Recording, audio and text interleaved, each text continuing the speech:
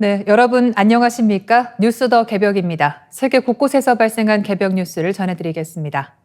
미국 항공우주국의 화성 착륙선 인사이트호가 수집한 자료에서 화성 맨틀 깊은 곳에 최대 수십 개의 미스터리한 덩어리가 존재한다는 사실이 새롭게 확인됐습니다. 라이브 사이언스를 비롯한 외신 보도에 따르면 국제연구팀은 인사이트호가 2018년부터 2022년까지 관측한 화성 지진 데이터를 정밀 분석해 이번 결과를 도출했습니다. 연구진은 지진파가 화성 내부를 통과하는 과정에서 특정 구간에서 일관되게 속도가 느려지는 현상을 발견했습니다. 이는 주변 암석보다 밀도가 높은 구조물이 맨틀 속에 숨어 있다는 강력한 증거로 해석됐습니다. 연구팀은 이러한 덩어리들이 최대 폭 4km에 달하며 약 45억 년 전 화성이 형성되는 과정에서 거대한 천체와의 충돌로 생겨난 파편일 가능성이 크다고 설명했습니다. 영국 임페리얼 칼리지 런던의 콘스탄티노스 카랄람부스 박사는 행성 내부를 이렇게 선명하게 들여다본 적은 처음이라며 우리가 보고 있는 것은 화성 초기 충돌로 남겨진 고대 파편들이라고 밝혔습니다. 연구팀은 화성의 맨틀이 약 1,550km 두께의 단단한 암석으로 구성돼 있으며 최대 1,500도에 달하는 고온 환경임에도 불구하고 지구처럼 판구조 운동이 없어 내부가 거의 섞이지 않은 채 수십 년간 보존됐다고 설명했습니다. 이번 발견은 화성이 단일 지각판으로 이루어져 내부가 상대적으로 정지 상태로 남아있다는 점을 다시 한번 확인시켜 줍니다. 지구에서는 섭입과 대류로 인해 내부 구조가 끊임없이 뒤섞여 고대 흔적이 사라지지만 화성에서는 초기의 충돌 흔적이 마치 지질학적 타임캡슐처럼 남아있는 것입니다. 인사이트호는 4년간 총 1,319건의 화성 지진을 기록했으며 연구진은 이 가운데 8건의 주요 데이터를 집중 분석했습니다. 여기에는 지표면에 150m 크기의 충돌구를 만든 지진과 맨틀 기원으로 보이는 지진이 포함됐습니다. 분석 결과 고주파 압축파의 도착이 지연되는 현상이 꾸준히 관찰됐는데 이는 맨틀이 균질하다면 나타나지 않는 이상 현상입니다.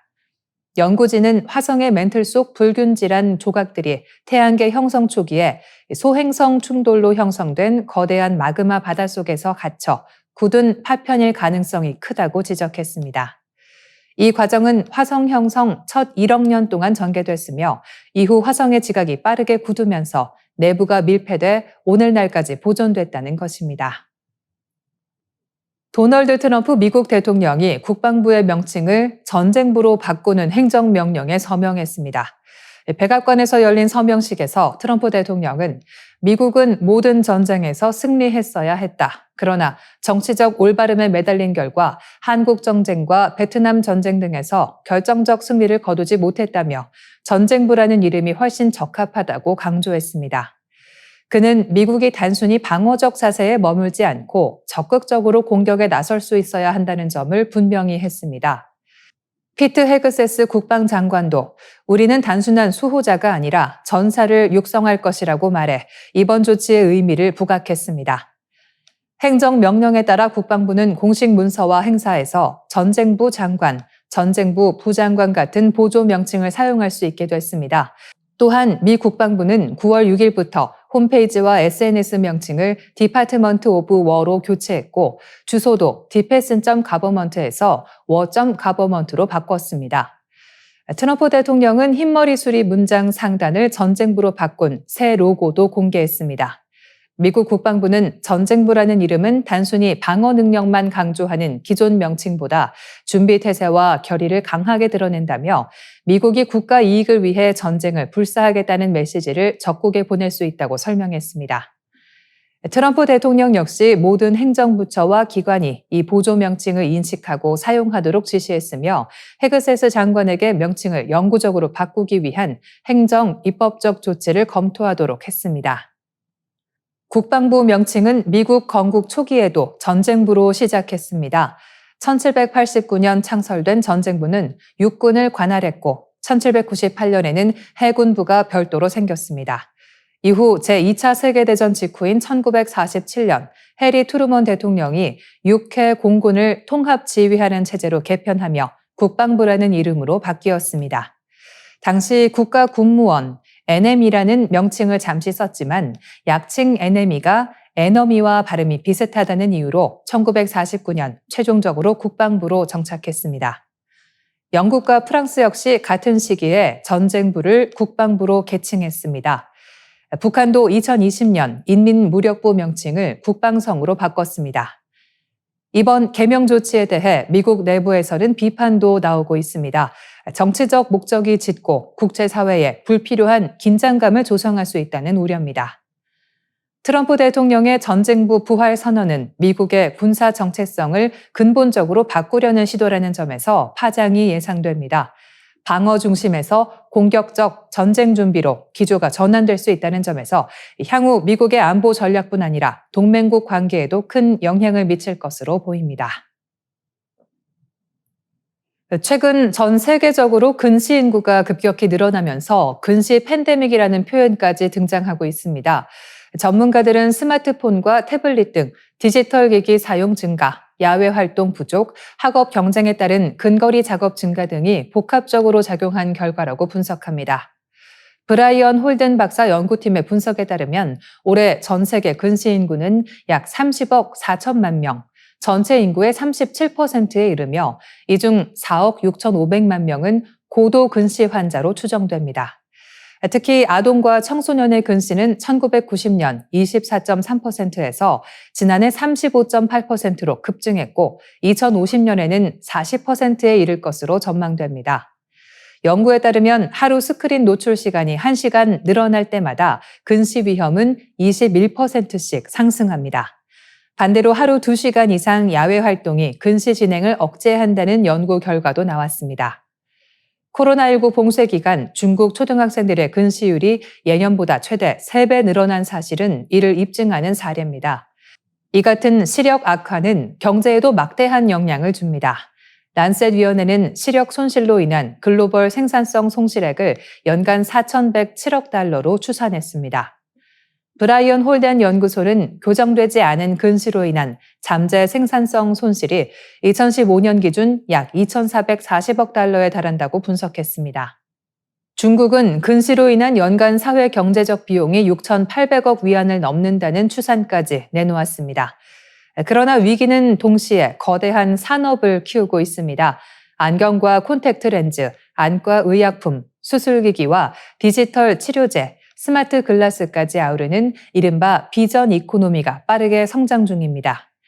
지난해 글로벌 안경 시장은 2,004억 달러 규모로 추정됐으며 2030년에는 3,000억 달러를 넘어설 전망입니다.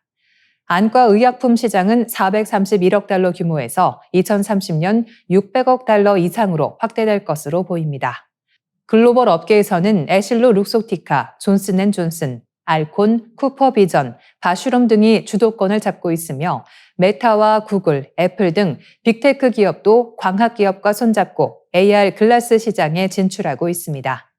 한국의 상황도 심각합니다. 교육부 통계에 따르면 지난해 초등학교 1학년의 30.8%, 고등학교 1학년의 74.8%가 시력 이상을 보였습니다.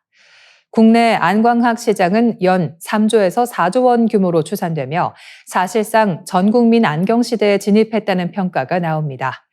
전문가들은 근시 확산이 개인의 삶뿐 아니라 국가 생산성에도 직접적 타격을 주고 있다며 안경 보급 확대와 함께 생활 습관 개선, 야외 활동 장려 정책이 시급하다고 강조했습니다. 정신 건강에 어려움을 겪는 사람이 동일한 문제를 가진 배우자와 결혼할 가능성이 높다는 국제 연구 결과가 나왔습니다. 이는 특정 국가나 문화에 국한되지 않고 세대를 넘어 나타나는 보편적 특징으로 주목됩니다. 국립대만대, 미국 캘리포니아대, 로스앤젤레스, 로리어트 뇌 연구소 등 국제 공동 연구팀은 대만, 덴마크, 스웨덴에서 수집한 약 1,480만 명의 데이터를 분석했습니다. 연구 대상은 조현병, 양극성 장애, 우울장애, 불안장애, 주의력 결핍 과잉 행동장애, 자폐 스펙트럼 장애, 강박장애, 물질 사용장애, 신경성 식욕 부진증 등 9가지 주요 정신질환이었습니다. 분석 결과 정신질환자는 비슷한 질환을 가진 배우자와 결혼할 확률이 유의미하게 높았으며 동일 질환을 공유하는 비율은 시간이 지날수록 조금씩 증가했습니다. 특히 조현병과 양극성 장애, 우울장애, 물질 사용 장애처럼 유전적 요인이 큰 질환에서 이러한 경향이 두드러졌습니다. 더 나아가 두 부모 모두 같은 질환을 가질 경우 자녀가 성장 후 동일 질환을 겪을 가능성은 한쪽 부모만 해당 질환을 가진 경우보다 2배 이상 높았습니다. 천치에판 로리어트 뇌연구소 교수는 이 같은 패턴은 국가와 문화, 세대를 초월해 일관되게 관찰됐다고 설명했습니다. 연구는 1930년대부터 1990년대 출생 세대를 대상으로 진행됐습니다. 다만 관찰 연구이기 때문에 원인을 단정할 수는 없습니다. 연구팀은 몇 가지 가능성을 제시했습니다. 첫째, 비슷한 경험을 공유한 사람끼리 끌림을 느끼기 쉽다는 점. 둘째, 부부가 같은 환경에서 지내며 점차 닮아가는 점. 셋째, 사회적 낙인으로 인해 교제 범위가 좁아지면서 선택지가 제한될 수 있다는 점입니다. 국가별 차이도 일부 나타났습니다. 예를 들어 대만은 강박장애를 공유하는 부부 비율이 북유럽보다 높았으며 신경성 식욕부진증이나 양극성 장애는 문화적 차이에 따른 경향 차이가 확인됐습니다. 전문가들은 이러한 현상이 정신질환의 세대 간 전이를 강화할 수 있다고 경고했습니다. 호주 뉴사우스 웨일즈대 젠 플러턴 교수는 정신질환을 앓는 사람들끼리 결혼하는 경향이 강할수록 자녀 세대에서 같은 문제가 되풀이될 가능성이 커진다고 밝혔습니다.